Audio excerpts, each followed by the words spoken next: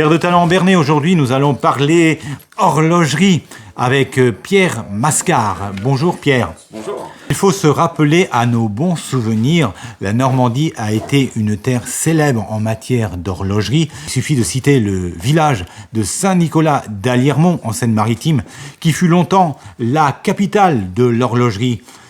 Les fameux réveils Bayard, ça nous parle. Cette période industrielle demeure intacte à travers un musée pour nous rappeler que notre région a beaucoup compté dans le domaine de l'horlogerie. Pierre, comment entre-t-on dans une école d'horlogerie? Alors, école d'horlogerie, souvent ça se passe après la troisième. Donc après la troisième, on peut faire le choix de partir en CAP horlogerie. Et après, qui va nous donner sur un DMA et un BMA. Après, on peut faire une formation aussi bien adulte, on peut rattraper ça. Et on peut passer aussi après son bac. Et là, c'est des formations qui vont être un peu plus rapides avec un CAP en un an. Ce métier, votre métier, Pierre, a-t-il évolué au fil du temps? Et si oui, de quelle façon? Alors, il y a eu beaucoup d'évolutions, mais on reste sur une tradition horlogère. C'est-à-dire qu'on va avoir deux types d'horlogerie. On va avoir une horlogerie mécanique, une horlogerie à quartz. Et nous, on est plutôt sur la restauration de montres anciennes. Mais le savoir-faire reste intact. Je représente aujourd'hui une montre ancienne que l'on pourrait qualifier d'exception ou de collection, eu égard à la tendance actuelle qui privilégie plutôt le port d'une montre connectée.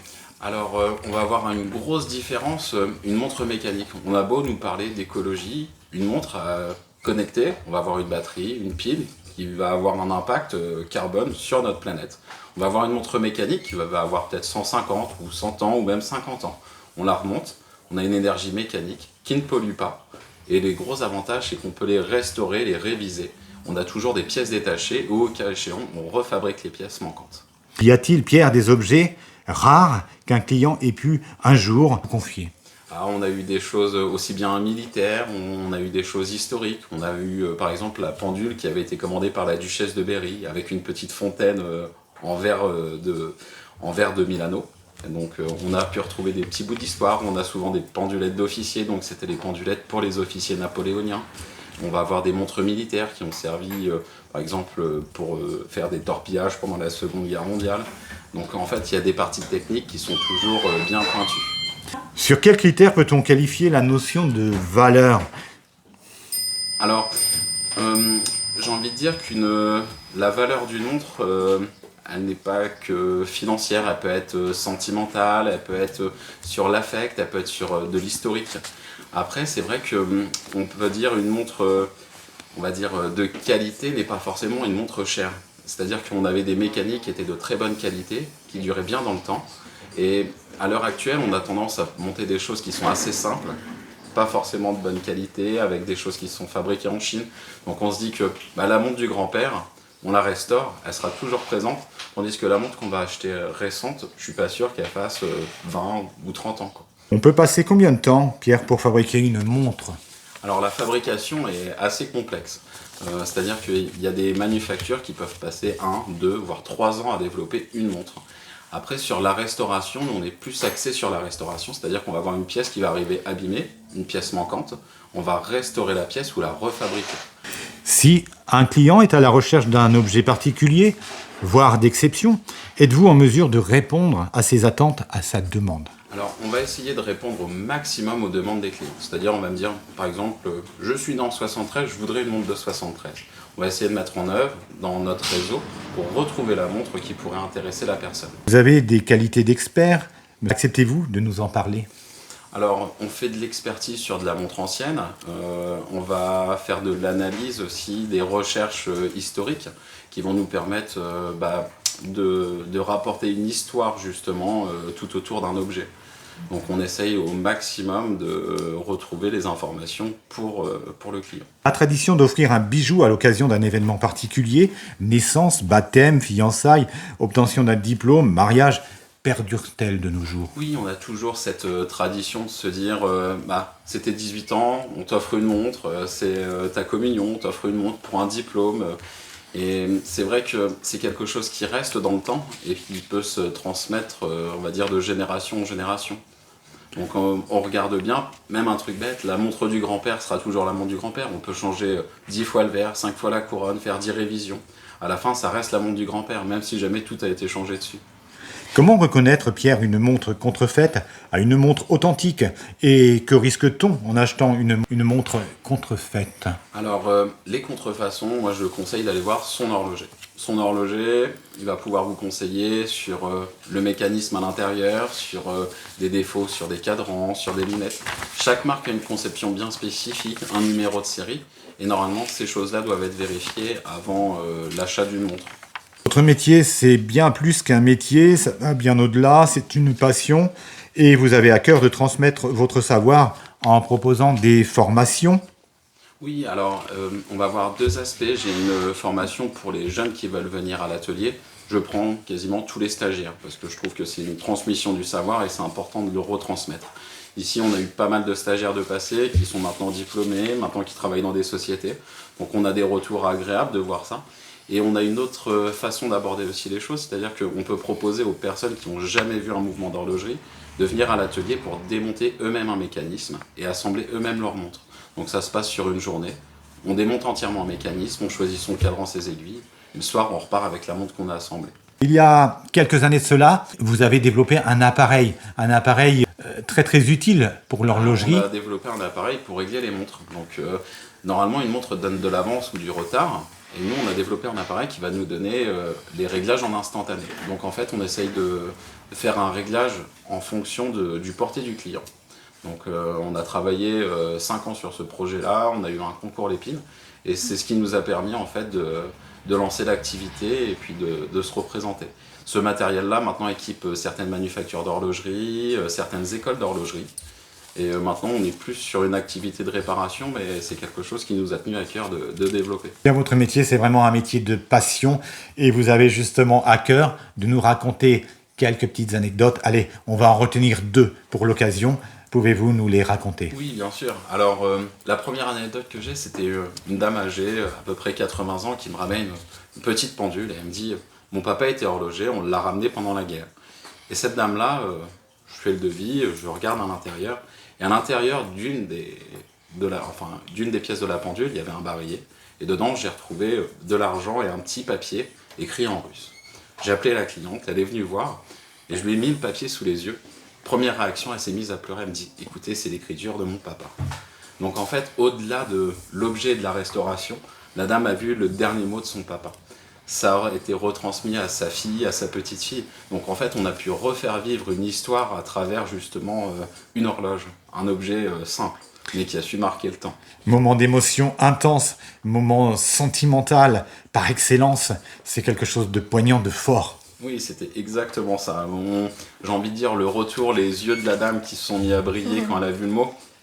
J'en ai encore les poils, j'ai envie de dire, c'était... On avait la chair de poule. Exactement. Et la deuxième anecdote que l'on va retenir? Et la deuxième anecdote, elle est pas si vieille que ça. Je vais voir un monsieur gentil comme tout, et puis il me dit « Écoutez, ça fait longtemps qu'on se connaît, je vais vous montrer quelque chose. » Il me dit « Ne me jugez pas. » Il me sort une montre avec une croix gammée, et puis il me dit « Je vais vous expliquer toute l'histoire. » Et là, il me sort les photos. Et il me montre la première photo des Allemands qui signent la reddition de l'Orient, du bastion de l'Orient. Et on voit cette photo-là, et au fur et à mesure, il montre une deuxième photo. Une deuxième photo où est-ce que les Français et les Allemands, après la reddition, ont mangé ensemble. Puis après, une troisième photo où est-ce que les Français et les Allemands ont fait un match de foot, comme quoi l'humain se retrouve malgré les atrocités. Et à la fin de tout ça, à la fin de ce match de foot, il y a un officier allemand qui a été voir le papa de ce monsieur-là, et qui lui a donné sa montre. Et en fait, au-delà de l'atrocité qu'il y avait sur ces objets-là, il y avait un côté humain et une transmission de quelque chose de normal, en fait, après tous ces événements-là. Et je pense que ça ferait du bien de retrouver ça à l'heure actuelle. Eh bien, on a battu déjà les murs avant l'heure. C'est un très très beau message à l'heure où nous commémorons le D-Day. Tout à fait, tout à fait. Un beau retour de l'histoire en sachant que d'abord on est des humains avant d'être qui que ce soit. L'humain d'abord. Très beau message pour conclure notre entretien. Pierre, on rappelle que vous êtes situé rue Gambetta à Bernay et donc votre magasin, votre société, ça se nomme Mascar R&D, ce qui signifie recherche et développement. Tout à fait. Merci infiniment, Pierre. C'est moi qui vous remercie. Francis, bonjour. Bonjour. Francis, vous êtes le père de Pierre, l'horloger de la rue Gambetta à Bernay. Oui. Pouvez-vous nous parler de cette transmission du savoir, celle que vous avez insufflée à votre fils? Disons que depuis tout petit, Pierre était souvent avec son papa. Et le principe, c'est que pendant 23 ans, j'ai fait de la recherche-développement. On a réalisé des machines un peu exceptionnelles dont on faisait la mise au point. Donc on est équipé de matériel d'usinage un peu complexe et général, ce qui fait que on peut réaliser énormément de choses. Et je dirais même que récemment, on a fait un diviseur pour fabriquer une roue pour une pendule de 59 dents, avec une fraise, etc. Donc chose qui n'existe pas, donc on a refait au besoin. Donc on peut réusiner des ressorts, des pièces en tout genre. Donc je pense que le fait de voir qu'on pouvait faire des choses et que c'était, je ne veux pas dire nos limites, mais je pense que ça a un peu contribué au fait que Pierre a eu des ailes pour aller plus loin. Pour aller plus loin. Vous aimez vous fixer des défis, des challenges comme celui-ci? Oui. Donc on part du principe que donc pendant 23 ans, donc j'ai fait de la recherche-développement.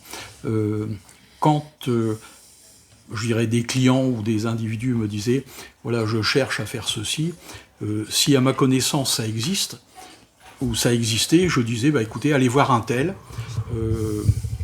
ils sont mieux placés que moi et ça existe déjà, donc je ne vais pas refaire. Dans un deuxième temps, si cette solution n'était pas possible, j'allais rechercher vers des produits connexes et puis j'essayais d'adapter. Et dans la mesure où je ne trouvais pas de produits connexes, je partais d'un cahier des charges et puis on réalisait en totalité. Et donc ça nous a amené à faire des appareils ou des produits pour des sociétés. Donc je pense que Pierre a eu une espèce d'environnement. Donc il a baigné dans cet esprit-là. Un environnement qui était tout à fait favorable. Qui était favorable. Oui. Sans citer des noms d'entreprises, il y a beaucoup d'exemples comme le siège du TGV, pour parler de ça. Ils ont fait appel à vos services. Voilà, j'ai animé un groupe de projet, il y avait 30 personnes. Je l'ai fait dans d'autres... donc j'ai fait partie d'un cabinet conseil où on intervenait aussi pour développer des produits. Et aujourd'hui, il y a encore peut-être 300 personnes qui vivent, je dirais, des produits qu'on a aidé à développer, puisque moi je n'étais que l'animateur du groupe de projet. Donc la passion... La passion voilà. Oui. La passion, si je vais la qualifier, j'avais un prof de méca qui a été un peu mon père spirituel, qui disait « je suis content », et donc il m'appelait son fils spirituel, et il disait « je suis content d'avoir inoculé le virus de la passion ». Donc je pense que moi je suis un maillon en amont.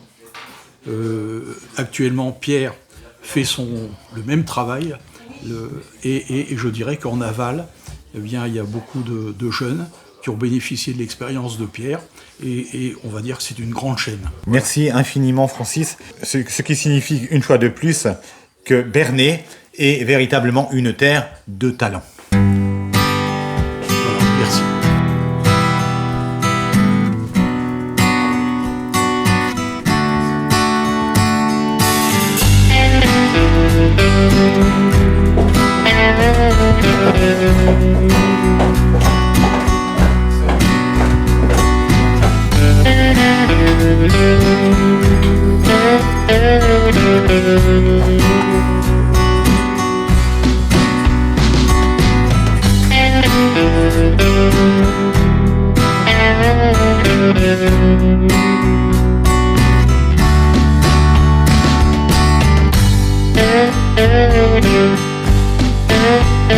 Thank you.